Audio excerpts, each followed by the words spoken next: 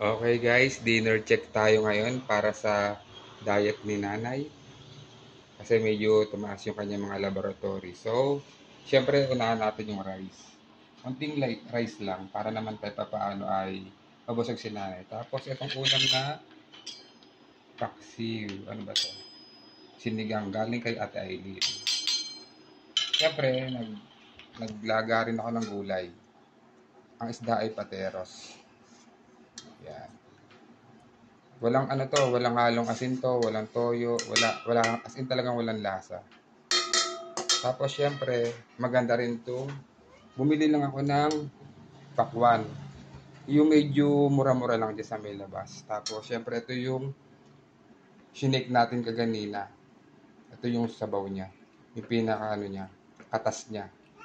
Tag-isa kami nanay. Itong iinumin nyo to before meal. Pero mas maganda sana to kung before meal lang. Eh si nanay ayaw kasi baka daw sumimay sikmura. Kaya after meal pwede naman. Siyempre yung papaya maganda rin yan papababa ng creatinine. Okay? Ito yung almusal niya kanina.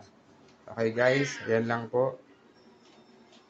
Para kahit papaano ay maging maayos ang mali natin yung magulang natin guys. I-honor our mother dahil sila yung nagsakripisyo rin para sa atin. Okay, salamat guys.